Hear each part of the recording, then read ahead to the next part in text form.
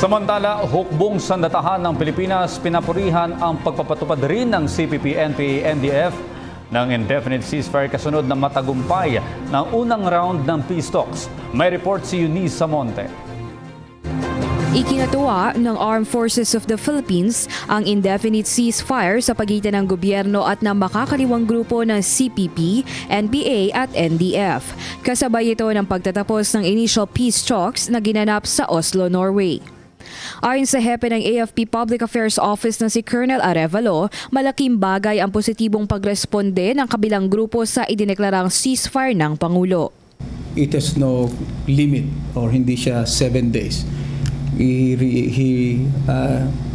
reimposed the ceasefire and it will take effect so long as it is needed para sa ikapagtatagumpay ng usapang kapayapaan. Dagdag pa ni Colonel Arevalo, mananatiling susunod ang ating kasundaluhan sa utos ng kanilang Commander-in-Chief lalo pat para sa pangmatagalang kapayapaan ng ating bansa. Matatandaang bago pa man ang pag-uusap ng magkabilang kampo sa Norway ay una na nagdeklara ng tigil putukan si Pangulong Rodrigo Duterte na tinugunan naman ng makakaliwang grupo ng 7 araw na tigil putukan na ngayon ay indefinite na.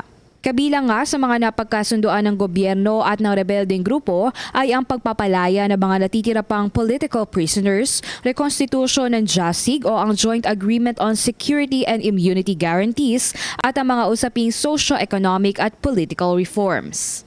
Para sa PTV News, Eunice Samonte.